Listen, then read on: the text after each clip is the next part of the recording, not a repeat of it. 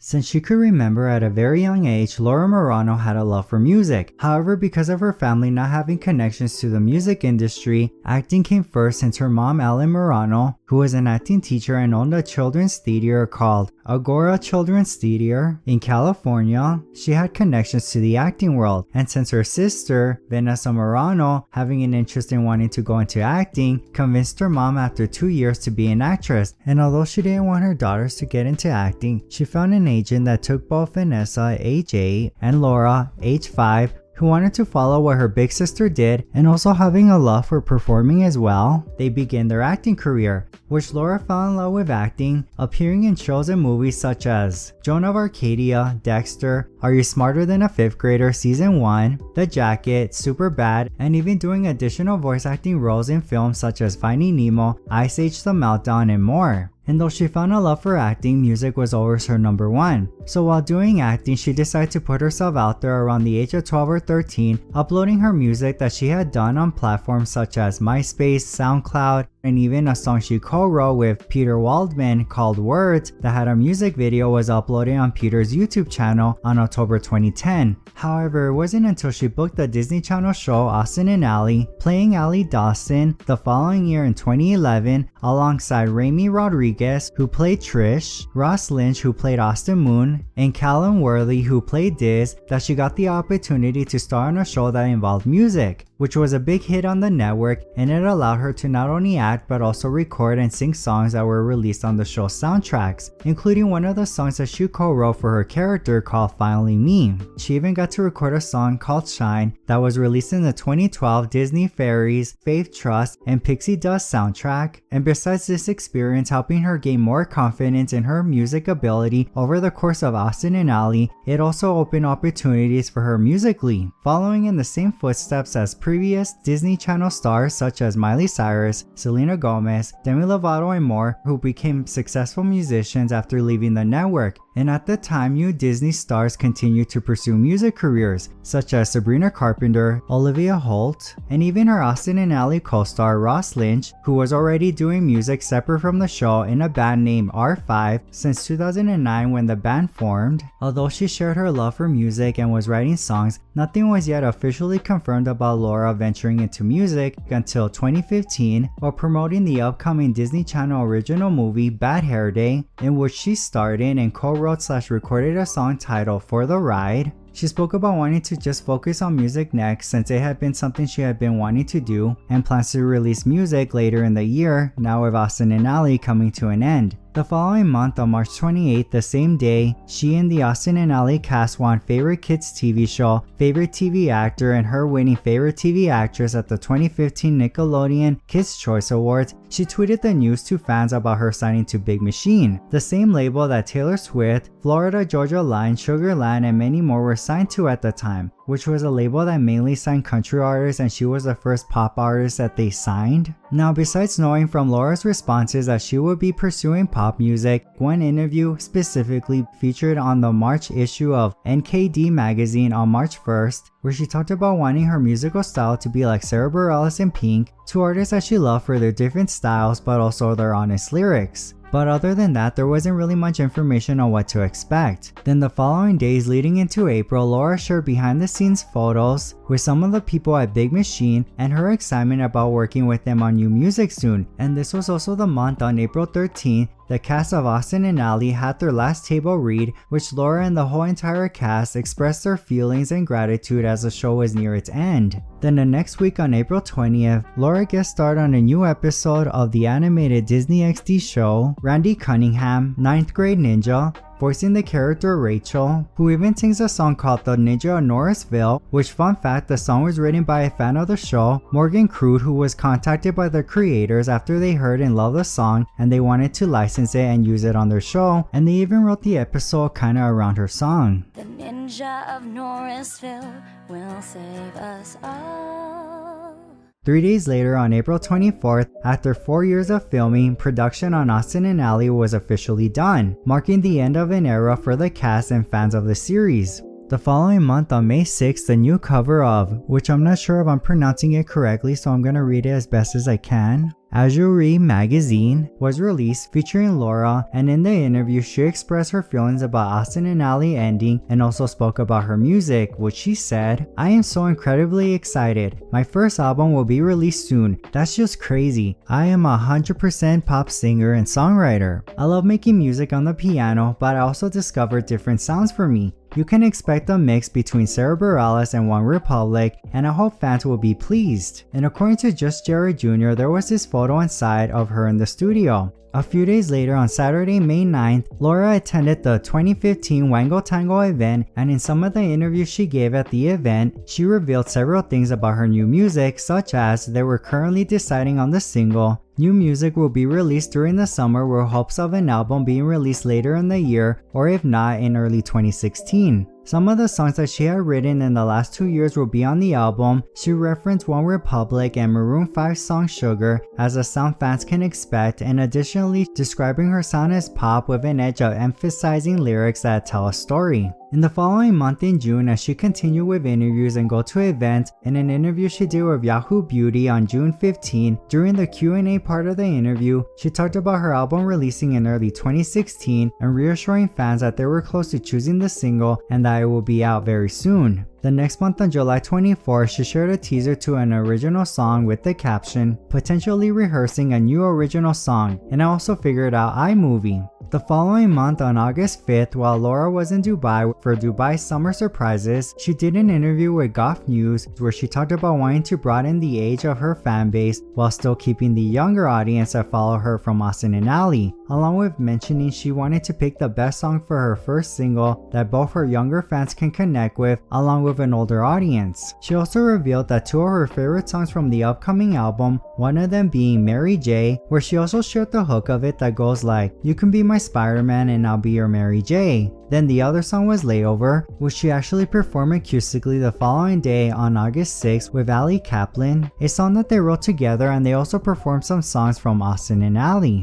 As August continued, Laura attended the 2015 Teen Choice Awards on August 16, Just Jared's Way to Wonderland party presented by Ever After High on Thursday, August 27th, and the 2015 MTV VMAs on Sunday, August 30th. And while speaking to the interviewers on the red carpet, she revealed that she had worked with Jason Mraz, who's known for songs such as I'm Yours and I Won't Give Up, and Red One, who's worked a lot with Lady Gaga on songs like Just Dance, Bad Romance, and more. And this time when describing her sound, she said it was as if Maroon 5 and 5 Seconds of Summer had a baby girl. No date for the single was set yet, as she was currently waiting for the right moment to release it, but she did tease that she might show fans some of what she had been working on soon, which she did end up doing. On October 6th, she posted a 1-minute video she made on her iPad as a thank you to fans for being so supportive of her and her music, featuring a compilation of clips of her travels and events from that year that also included her song Layover, which was the same unreleased song she performed in Dubai back in August. And in another tweet, she revealed that her debut single will be coming out next year in January. The following month on November 7th, Laura attended and performed at the 2015 Citadel Outlets Tree Lighting along with Sabrina Carpenter, Madison Beer, and more, who also performed, which Laura's setlist included covers of Do You Wanna Build a Snowman, Last Christmas, Santa Claus is Coming to Town, and she even performed a new original song called Boombox. On January 5th, 2016, Laura announced on Radio Disney's Instagram that she was going to have her own radio show on Radio Disney called For the Record, starting next Tuesday, a show that would feature her sharing all kinds of advice, details about her upcoming album, and even interviews with other artists such as Ariana Grande, Nick Jonas, Meghan Trainor, and more. It was also on that same day she posted a 15-second video on Facebook of her singing a cover of Gwen Stefani's song Used to Love You. As January was coming to a close, it seemed the plan to release her debut single in January was cancelled, leaving fans wondering what had happened. However, it wouldn't be long until there was news on it, because the following month on Thursday, February 11th, Laura announced on social media her debut single Boombox, the single artwork, and a written note on Notes app where she talked about her love for music growing up, the excitement she felt when she got signed, and how she's so happy the day has arrived of her releasing her debut single, thanking her fans for the love and support they had given her as she ventures into music.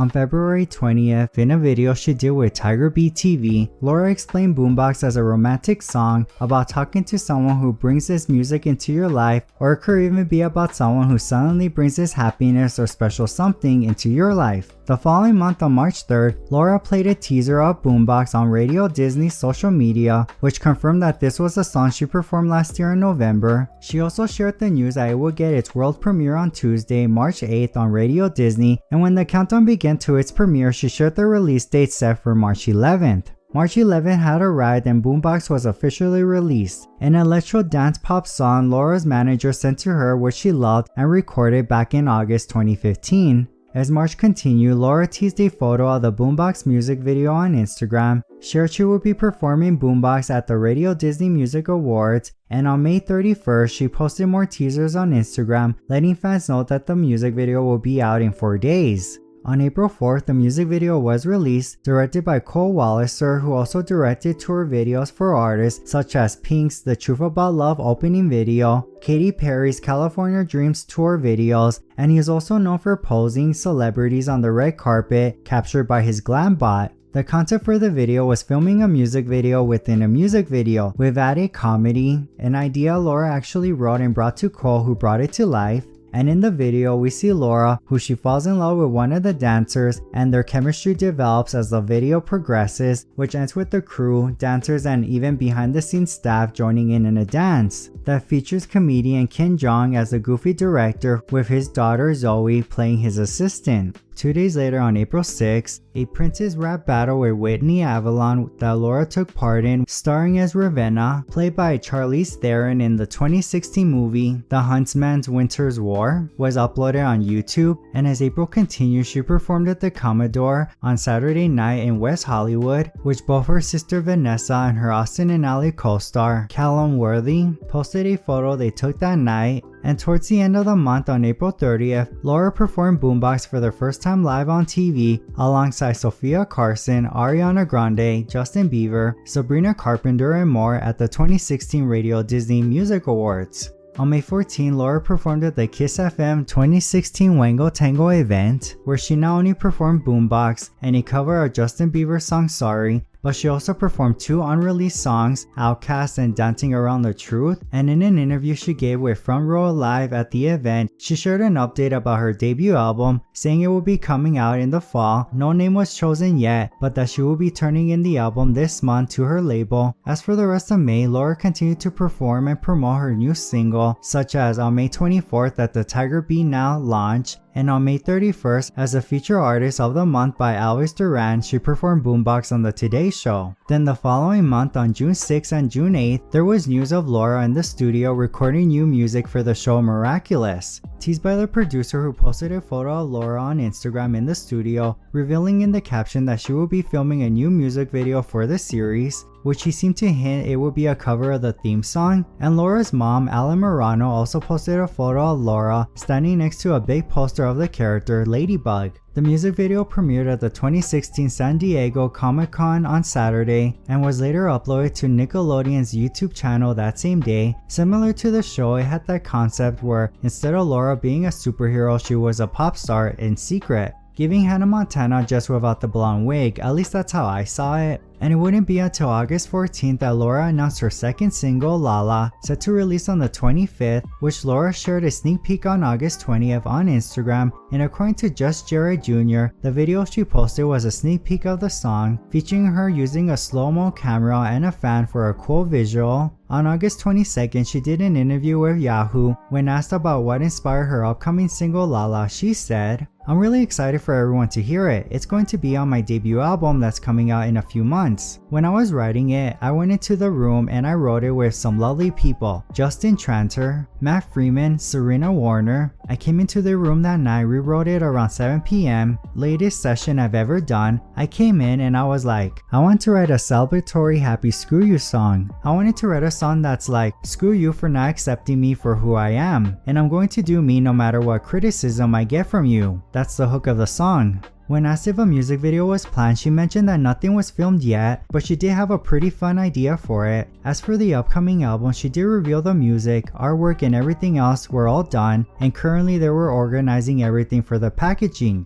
along with saying there was a little fun surprise in the works, but she didn't want to give too much away about it. On August 23rd, Laura premiered Lala 2 days before the song's release during her radio show. As August continued, Laura performed and attended events such as Arthur Ashe Kids Day, VH1 Save the Music 2016 Hamptons Live, and the 2016 MTV Video Music Awards. And although she mentioned having an idea for the Lala video, no video was ever made. Instead, a visual interpretation starring Ken Jeong, who was also in her Boombox music video, was released on September 20th. Now, regarding her debut album, during a Q&A at the 2016 Arthur Ashe Kids Day on August 27th, which was uploaded on September 4th, Laura mentioned that the album would have 11 songs along with bonus tracks. As for the release, she said it was planned before the end of the year, but she honestly didn't have a specific day since it was out of her control. Then a few days later, on September 16, an interview she did with Billboard was released where she shared Justin Tranter co-wrote Dancing Around the Truth, who also co-wrote songs such as Hands to Myself by Selena Gomez, Bad at Love by Halsey, and many more, along with sharing that her debut album had a title and was finished, but there wasn't a release date yet, which seemed from this information a release date would be announced at any day now. But as months progressed and Laura continued with promo and more, it seemed her debut wasn't going to be released this year after all, as nothing was really said. However, in some magazine interviews where she talked about her music, specifically in an interview she did with In Between for the October issue, she said, "The longer it takes to release an album, the more songs I want to add on it." Now, as fans were wondering about the album's release before the end of the year, in a radio interview with Z100, where she attended and performed at the Z100 Jingle Ball on December 9th, besides mentioning she was filming a new movie in early 2017, she mentioned again that the album had been completed for a few months already, and although there was no release date yet, she did also hinted at having some more exciting projects planned for the future. As 2017 approached, there were still no updates regarding its release. But when March arrived, besides Laura thanking fans on Twitter for being patient and how excited she was to share new things coming, on March 16, according to Just Jared Jr., they revealed Laura was back in the studio and had an announcement coming involving her committing with a major music label soon. Which fast forward to May 18 when Laura shared the news she had signed with Warner Brothers, and it was also said she will be releasing new music in the fall. And though it did leave a lot of excitement with her fans, the excitement was short-lived because as 2017 continued, though Laura was working on projects such as the upcoming movie Saving Zoe, a movie she and her sister were starring in, and also producing with their mom Ellen, hosting the 2017 Billboard Music Awards red carpet and more, when it came to her music there still wasn't a release or anything new. Which brings us to an interview she did with Moralista magazine, released on October 2nd, where she talked about acting, growing up, and when asked about music, she said she felt at home with Warner Brothers, believes it's the best place for her as an artist despite the challenges. She explained that her debut album is nearly completed, especially because fans had waited for such a long time, and when describing her musical style, she said it was moody pop, ending her answer saying her debut album will be coming soon. And although nothing ended up getting released, towards the end of November, when asked about music during an interview she gave backstage at the AMAs with Zach Sane, she did say that filming 2 movies had delayed the music. However, now that filming was done, she was back in the studio working on new material, describing it as more personal and looking at 2018 being the year for music. The following year, on March 26, 2018, she teased a song titled Weekend that was released on the 30th that turned out to be a collaboration she did with Botox. As for her own music, well, nothing was yet finalized, but then on July 29th, during a Q&A Laura did on Twitter, a fan asked when there will be more about her music, which she responded with, "I know, sometimes it kinda hits me that I've made these 3 films and recorded 2 albums worth of music, and like actually way more, and you guys haven't seen or heard anything. All I want is to show you guys what I've been working on." And after 2 years of fans being left with questions and thoughts on what was delaying the release of her music, we finally got an answer and more on October 1st with a new video Laura uploaded on her YouTube channel explaining where she had been and what was going on behind the scenes, especially when it came to her music. So besides sharing in the beginning she didn't feel secure about the overall sound that she wanted because it didn't feel true to her as an artist, though she was proud of the songs that she did create. When talking about her experience when being signed, she explained that her first record label with Big Machine Though she shared the news in March, the deal hadn't actually been finalized yet, meaning she couldn't work on music with them until July, and although Boombox got received well, the label decided not to promote it on radio, so they went on with her next single, La La. But it also faced the same setbacks beyond her control, along with a finished album that she was unable to release. But they were able to come to an agreement with everyone at the label, realizing it wasn't the best place for her. Eventually, she moved to a new label, Warner Brothers. However, this is when she didn't have the balance with both acting and music, so when the deal was finalized, she had 2 movie opportunities that she wanted to do, which the label was fine with her doing, but when she returned to work on music, the people who had signed her were no longer working there anymore, leading to another album getting shelved, an album that was completed and she felt good about compared to the first one she did with Big Machine, but she couldn't release it either, which she mentioned left her wondering if things would have been different if she hadn't taken those movie opportunities. And while this was happening, 2 of the movies that she filmed, The War with Grandpa and Saving Zoe, had problems getting released. Not to mention she was also going through a breakup and other losses in her personal life, leaving her feeling frustrated and wondering when people could hear and see what she had been working on all this time. Which fast forward, eventually those 2 films did get released in 2019 and 2020. As for her music, well, after her experiences with being signed to a label, she thought it would be best for her to go independent. Despite it being scary and more work, all she wanted at this point is to finally be able to put something out for her fans, who she thanked in the video for being so supportive and patient through these last 2 years. And although it had been a tough last 2 years, after reflecting on it, new opportunities did end up coming her way along with a new love in her life, and with these experiences it helped open her up when doing sessions. And now stepping into this new beginning, she announced that her brand new single as an independent artist, Me, was set to release on Friday, October 5th.